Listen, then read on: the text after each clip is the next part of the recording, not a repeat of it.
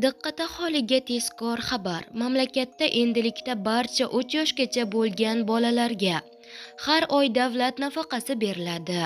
Barcha ota-onalar ogoh bo'ling. Assalomu alaykum, hurmatli tomoshabin, kanalimizga xush kelibsiz.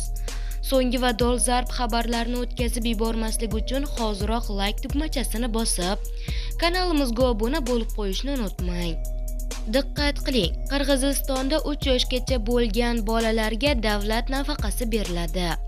Bu haqida prezident Sadir Japarov tegishli farmonni imzoladi.